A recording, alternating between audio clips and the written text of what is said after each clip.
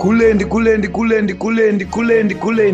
Kusangana zvekare kwatiri kuita paKulian TV channel yenyu one chivhitivhiti patinokupai nhau maupdates ese nezvinhu zvakasiyana siyana zvinenge zvichiitika kunyika yekwedu yeZimbabwe. Nhasi muri kuona ndauya kudai so, ndauya ndine update ya Godfrey Karembera, popularly known as Madzibaba veShanduko. Today Madzibaba veShanduko appeared in court and he was remanded in custody to 18 December 2025. Ndopa vachadzoka musi wa 18 December pachionekwa kuti nyaya yavo ichafamba sei. So hatisi kuziva kuti zvizvi zvichanyatsozoinoitika because inyaya yebheo apa inenge iri kuita kakunonetsa ende paMadzibaba veShanduko ndo vaya vekurohwa vekumboitwa kafira mberi. So I know a lot of people were asking, where is Madzibaba veShanduko, how far makazoti kudii panyaya yaMadzibaba veShanduko. Update yacho ndiyo yandangoni ndingokuzivisai. Tikuona kuti Mnangagwa haasi kudzora tsvimbo panyaya dzekuzvindikita maopponents. I don't know kuti pachimborine purpose here kana kuti chekuti tingati vanhu vari kuramba vachida kunyatsonzi vari kumbonyatsosungirwei chaizvo kuti tikavanyatsobvunzana muZimbabwe meme kuti saka vana ava chavachiri kunyatsosungirwa chaizvo chi. I don't know, maybe vachirine a reason. But what I know is these guys, they are trying to do something, they are up to something. Vane chavari kuda kuita. Saka that's why vari kugara va silence ama voices ese ekuti anoda kusumuka. And tine vanhu vamwe vari ku disappointed zvakanyanya, the likes of ana comrade Bombshell Geza. I know I was disappointed with style yake yakarova.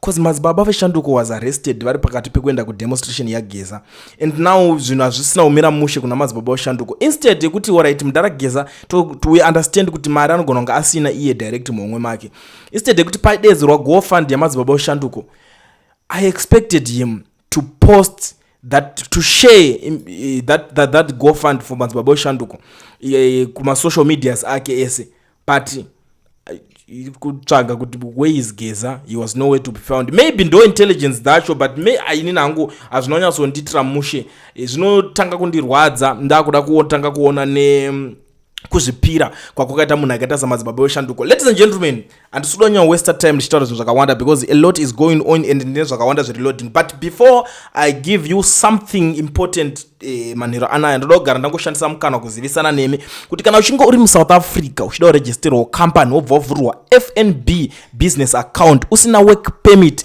kana kuti study permit, mazuva ano zvave nyore, easy nekuti pane company inonzi Education Research inotungamirirwa nana Mukoma Owen.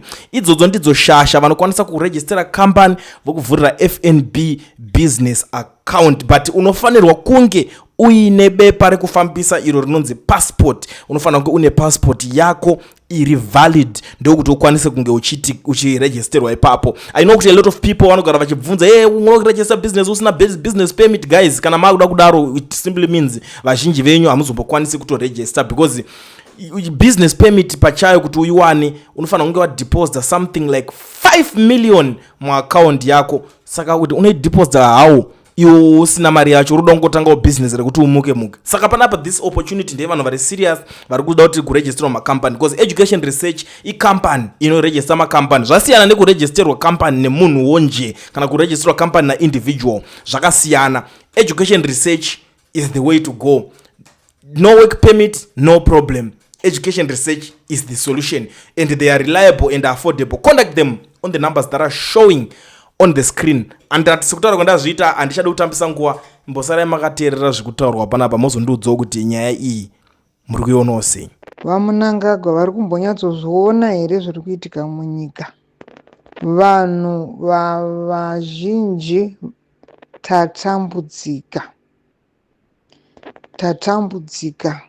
Kwati kwaita maprofita anouya achitirevera nhema achitaura kuti 2028 ma-elections achitoitwa, ZANU inenge ichiripo 2040. Munhu waMwari uyu ari kutaura izvozvo, anozviti munhu waMwari, regai ndidaro. Kwouya vanhu, ndaita dambudziko nevana vedu, hanzvadzi dzedu, vakoma vedu, kwakuti anouya pamusangano otambisa magaro, kwouya ari kukumbira motikari kuti nemupurisa nemusoja kuita vhidhiyo yekuti ndiri kukumbirawo moto. Chivhayo abva aita mwari here muZimbabwe? Imi vanhu vaMwari, Chivhayo aita mwari here? You know what, ndopaunozonzwa vanhu vanoita zvekuroya vaya vachiti nyora zita remunhu iroro urikande mubhodhoro uzodai.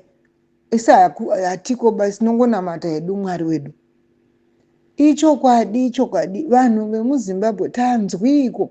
Umwe ari kubuda ari kuti ndine 37 years, 27 ero 37 ndandisati ndamboona chicken ini. Chii chakadaro ichocho? Kuti anoti kubva ndakabarwa 27 years handisati ndambobata box which means we are in poverty. Poverty isiri kuonekwa naVamunangagwa. Vamunangagwa vanotomira zvavo wotodembedza matama avo wototi vanoda kubatsirwa ngavasatye kuuya, ngavauye tivabatsire. Vada kuvabatsirira kuti vatadza kugadzira here nzvimbo inonzi iyi ndiyo ngavanhu ngavauye vaungane vanyorese mazita. Vari kutoda munhu aende kuState House here kana kuti ameno vada kuti aende kupi? Tine zvirema zvakawandisa. MuSouth Africa chembere dzinopiwa grant yavo, kotera vaya vane BP vakapiwa zvirwere zveBP, shuga, vangori nekadisability kasikokuti anonzi haachakwanisa kushanda, vanopiwa mari muSouth Africa. Kuya vari kungobara anogona kuti vana vake 7, handizivi kuti nezvanenge vane nhamba yavakazoti takupa vana kunge pa4 5 haichaziva. But ndiri kuti idire maidi vaMunangagwa, mungatitoshedzera kumira pajekerere pakadaro.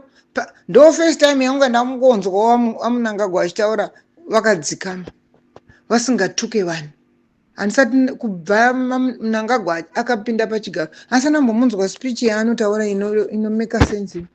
I've never heard him saying something which makes sense in my life. No, I've never seen that. I've never heard that. So tiri kuti hospital haina chinhu. Hospital ese, you name it, government hospital, there is nothing.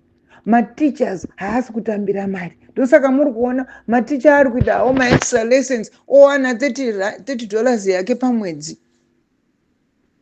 Imi vabereki muchitongosafa kusvikira zvanaka. Mabereki vacho ndobva ndadzoka futi kwamuri, don't pay for those extra lessons. Why am I saying this? Extra lessons idzodzo ndodzokutatidza maticha kuti atiche muklasi. Ndiri kunzwa kuti kune vari kutoti vakabhadhara madhora vai ndo vanonzi tarisai kuno, vasina kubhadhara madhora tarisai kumashuro. Chii ichocho? Vamunangagwa mune shuwa ime kuti mungatovhara nzeve dzenyu kuti hamene vachataura vachanyarara. Your day is coming. Your day is coming. Let me repeat it again. Your day is coming. Mwari havarambi vakanyarara. Yeah, it might take a bit of time. Takamboti pa 40 years vana veIsraeri, but tatoona kuti kuzvata kutosvika mu50. Tikada kuita hondo yacho, muri kuda kutiuraya tese kuti imimi nevana venyu musari. Idi ndarwadziwa ndichitarisa vanhu vachitaura kuti 27 years ndo kutotanga kubata chicken in. Mwari ngawazotibatsira. Mwari ngawazotibatsira. Vamwe vachipfugama vakuita kunge munamato. Imi Chivhaya haasi mwari mani imi. Chivhaya haasi mwari imi. Manyanyotambudzika zverudzi. Ndoziva kuti tine nhamo chaiyo but izvi zvokukumbira mari. Ende mari idzodzo ndiri puhai motikari idzodzo muone kuti munogara nadzo here. Hani makaona baba vayo vakati Mnangagwa huchi mari yese yakatorwa negirlfriend ikapera, motikari ikaroverwa, havasina chinhu, vakabuda zvavo mujeri but vari kunkwangwaya vari mushama vemomo havana chinhu. Puhai motikari idzodzo muchaona kuti hamuna kwamunosvika nadzo. Enzi motikari idzodzo dzine time yadzinoshanda dzopera basa, dziri kutopera basa. modzokera here futi kuna Chivhayo kuti Chivhayo ndipo imwe motikari, imwe vanhu vaMwari, itai zvakanaka, namatai, imi neni ngatinamatai. Mwari vanonzwa. Yes, inogona kutora nguva, but Mwari vanotinzwa. Vamunangagwa, vamunangagwa, vamunangagwa. Nzwirai vanhu tsitsi, nzwirai vanhu tsitsi, kuti chirema chibve kuKadoma chiuye kuState House, chibve kuChipinge chiuye kuState House, kuti ndiriwokumbirawo ndakaremara. I've never had a government like this. I've never. Mugabe angaine zvake zvake, but Mugabe handizive kuti chikoro here. Zvimwe zvacho Mugabe aizoita zvinooneka, even akaita speech waimunzwa kuti pataurwa napresident, not you, not you.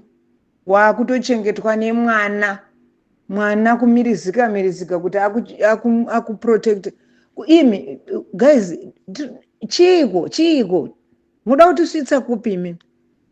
You want us, all of us, to die? Munozotongani ko mukasara muri mega nevana venyu nevazukuru venyu? Munozotongani? Mwari ngaazotibatsira.